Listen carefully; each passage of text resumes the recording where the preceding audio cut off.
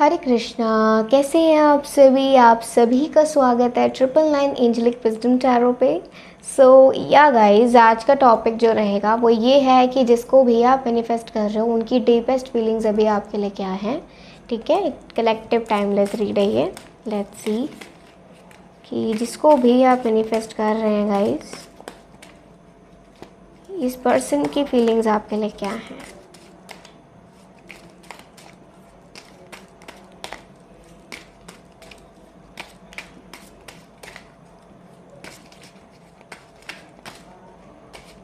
Divine से connect करिए, दिल से याद करें जिसको भी मैनिफेस्ट कर रहे हैं, दिल से याद करें। Wow, the wheel of fortune. Okay, queen of pentacles and page of pentacles. You are waiting for someone. ठीक है, आप किसी का वेट कर रहे हो।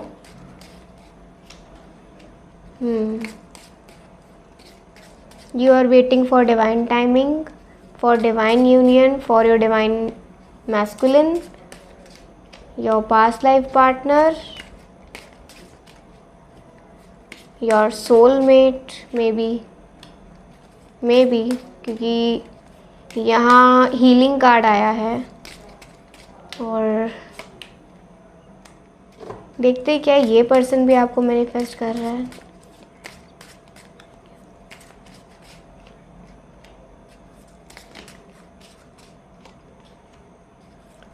आई थिंक जिसको आप मैनिफेस्ट कर रहे हो उसको ये नहीं समझ आ रहा कि किस तरीके से मैनिफेस्ट किया जाए।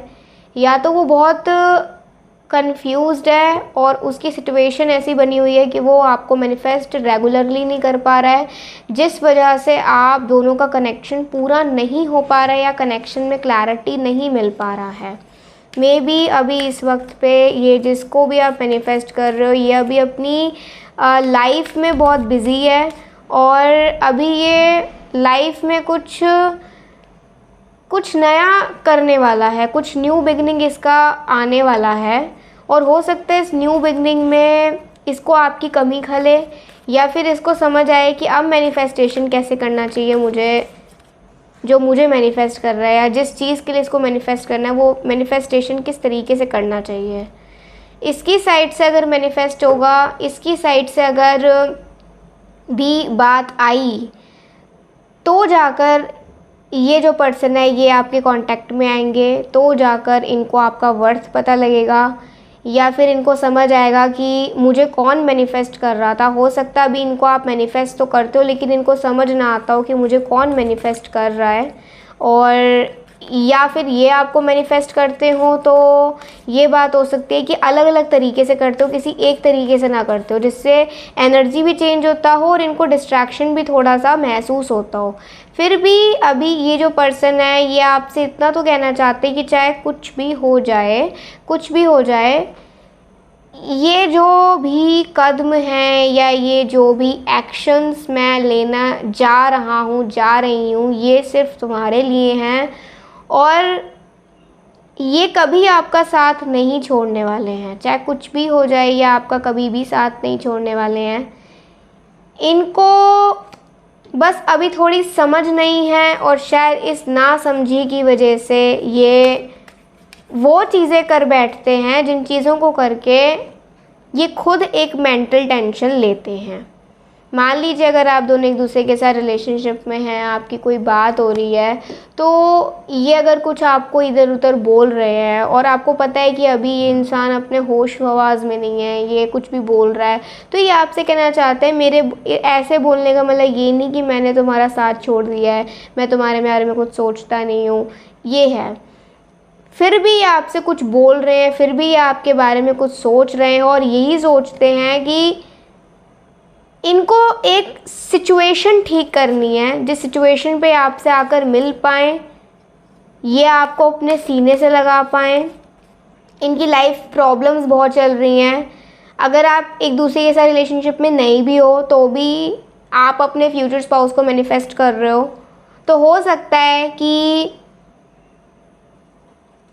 आप लोग अभी अपनी ज़िंदगी में अपने पैशन को पूरा कर रहे हो और ये जो पर्सन है इस पर्सन को अपना रास्ता मिल भी गया है तो भी ये उस रास्ते पे अपने पूरे एफर्ट्स नहीं दिखा पा रहा है।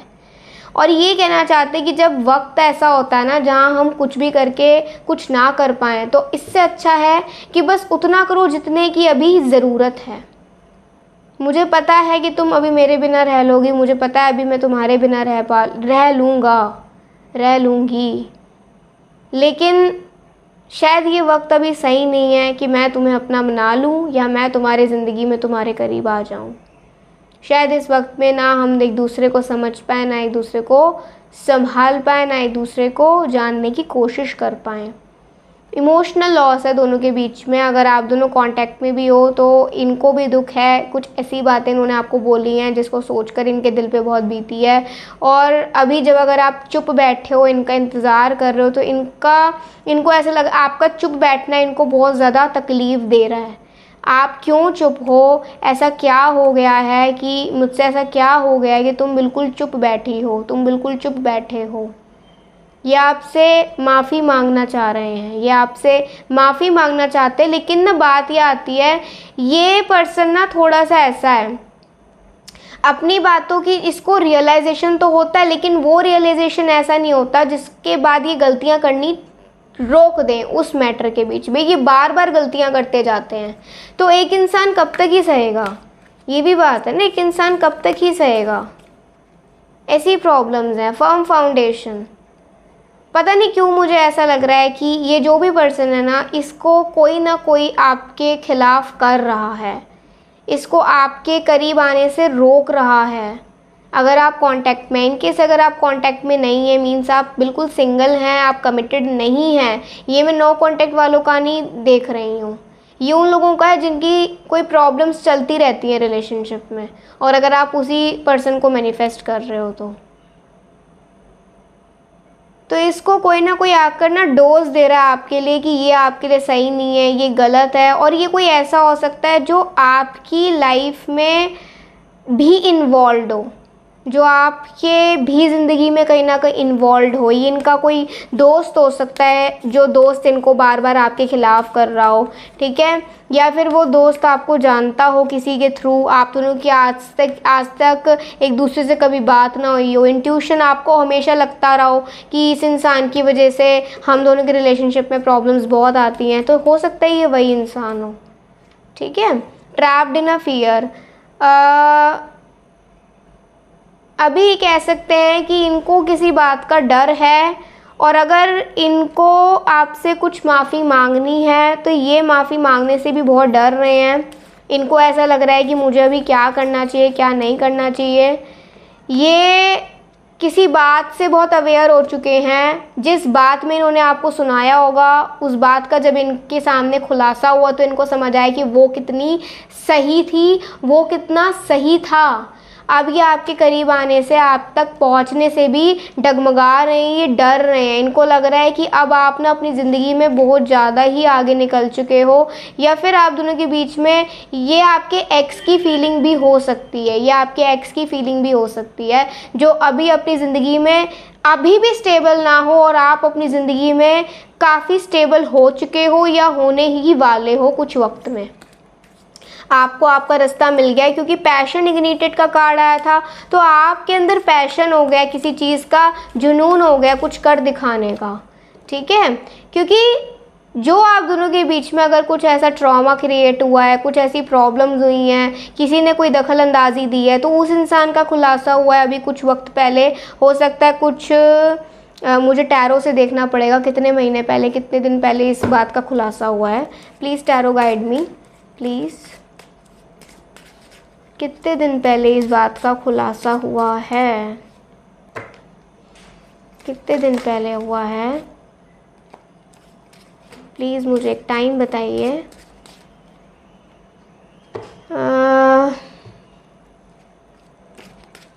आई थिंक ये ऐसा वक्त है जिस वक्त में अभी से 2 हफ्ते पहले से हो सकता है, या फिर जब ये आपसे सेपरेट हुए होंगे, और जब हो सकता है उसके तुरंत बाद इस बात का खुलासा हुआ हो, या अभी से 5 से 6 महीने पहले या 5 महीने के अंदर अंदर इनको अपनी गलती का एहसास हुआ है।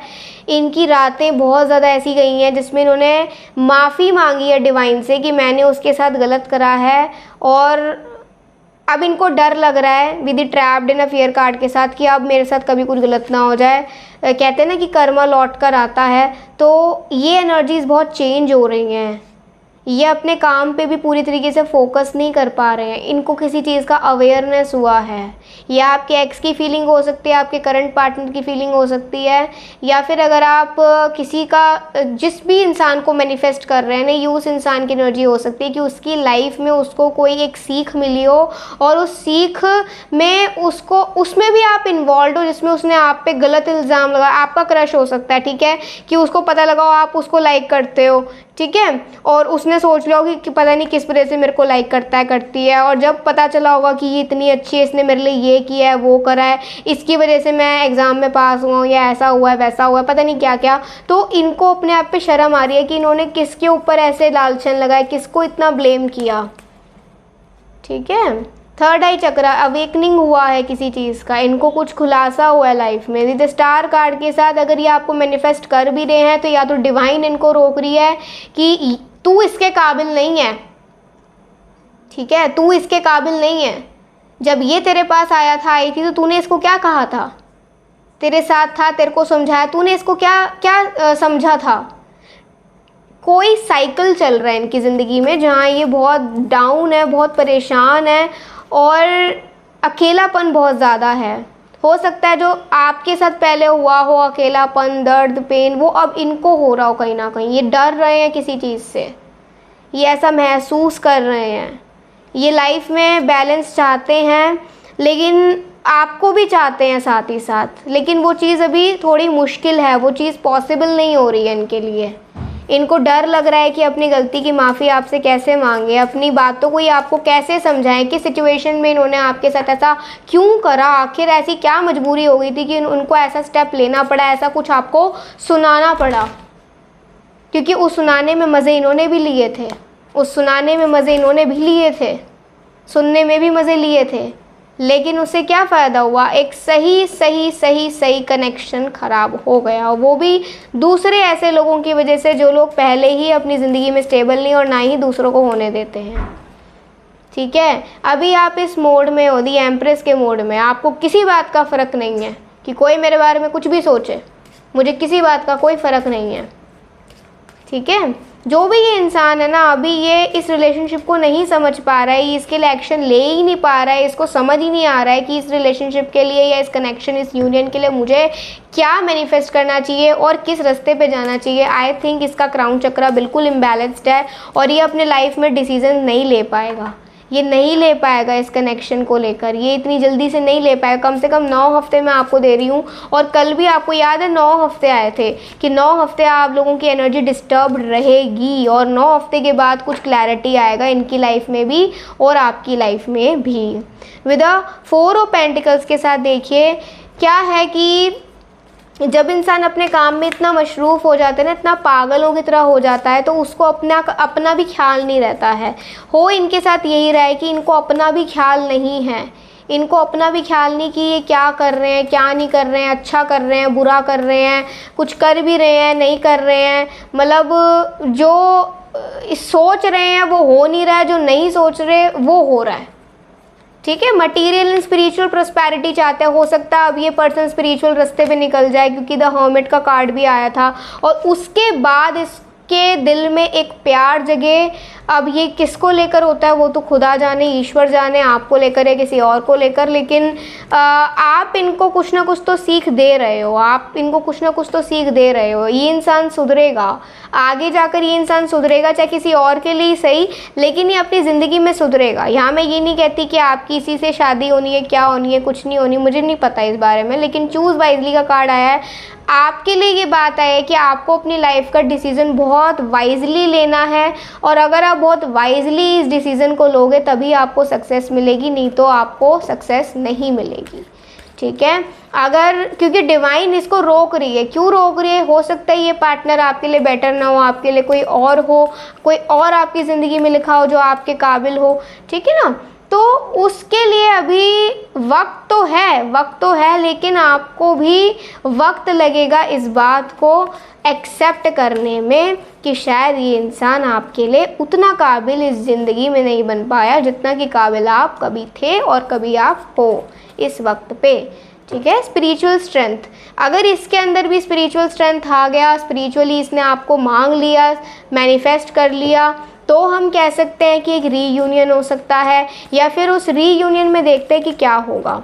अगर आप दोनों का रीयूनियन होता है, जिसको भी आप मैनिफेस्ट कर रहे हो, तो वो रिलेशनशिप कैसा रहेगा? Divine please let me know कि वो रिलेशनशिप कैसा रहेगा अगर दोबारा से रीयूनियन होता है तो। थर्ड चक्र आर्कएंजल चैमियल, ओके। फोर्थ चक्र, ओके। ब्रोकन हार्ट, होना बहुत मुश्किल है ये, क्योंकि बहुत ज़्यादा किसी के दिल पे चोट लगी है, या तो आपके या उनके, और हो सकता है आपके दिल पे बहुत चोट लगी हो पिछले वक्त में। आपने अपने आप को किस तरीके से बैलेंस किया है वो आप ही जानते हैं। इस कनेक्शन का रीयूनियन होना थोड़ा मुश्किल है, लेकिन एनवी का कार्ड है। फिर वही बात है कि अगर ये रीयूनियन होता है उसमें भी फिर ये आगे जाकर, ये कहते हैं ना कि डैश की दुम टेढ़ी की टेढ़ी रहती है, ये वाली बात है इसमें। आई नो आपको बुरा लग रहा होगा, लेकिन इट्स गुड कि आपको ये चीज़ समझ आई है कि जिसको आप मैनिफेस्ट कर रहे हो वो पर्सन आपके लिए सही नहीं है। वो थोड़ी देर तक सुधरेगा, फिर ख़राब हो जाएगा, फिर सुधरेगा, फिर ख़राब हो जाएगा। उसका क्या फ़ायदा? आपको ये पीस किसी और से मिलेगा, कोई और आपकी ज़िंदगी में फ्रेश एनर्जी आएगी, फ्रेश एनर्जी। हो सकता है ये रिलेशनशिप सही भी हो जाए, लेकिन उस रिलेशनशिप में भी फिर ये इनडिसीजन वाली बात रहेगी। फिर आपको लगेगा अब मेरी ज़िंदगी में दोबारा आ गया है, फिर दोबारा रीयूनियन हो जाए, फिर ये दोबारा कलेश ना होने स्टार्ट हो जाएं, तो आपको उस वक्त पे थोड़ा ज़्यादा सोचने की ज़रूरत होगी, क्योंकि दिल टूटने का दोबारा से ये हो सकता है आपके साथ। और अगर आप बस खुद को चुनते हैं, अपनी ज़िंदगी को चुनते हैं जो आप तक अभी करते आए हैं आप, तो विक्ट्री कार्ड आपके लिए आ रहा है। विक्ट्री आपको हासिल होगा। आपकी ज़िंदगी में लव रिलेशनशिप है, तो लेट्स सी इस पर्सन के साथ क्या रहेगा जिसको आप मैनिफेस्ट कर रहे हैं।